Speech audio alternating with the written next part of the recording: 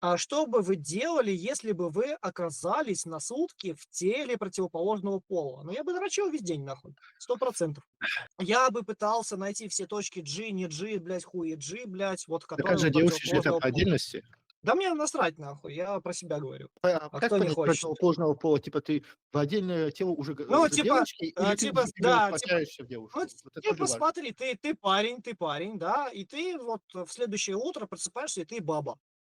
Да, и Так, вот так, такой вот ты интересно. баба, да, и ты думаешь такой, ну, типа, а что делать? Ну, ты бы там вот не потрогал бы явно, я бы там потрогал бы себя там, ну, было Конечно, бы прикольно. можно было бы. Ну, честно сказать, я как знаю, что у женщин сильнее оргазм. И я думаю, после этого я бы в натуре, когда добился этого оргазма, я бы в натуре плюнул, что мужской оргазм такой слабый. А Думаю, я вот бы, так. наоборот, сказал бы, бля, вот вы это слишком охуеваете, а мы вот тут трудимся, поэтому вот старайтесь, сосите там и всякая Можно было бы на остальная один хуйня. день тарелочницей бы взять, короче, просто А, вот какого-то так вот. найти Ну богатого, ладно. да, похавать хорошенько, покушать и сказать пока.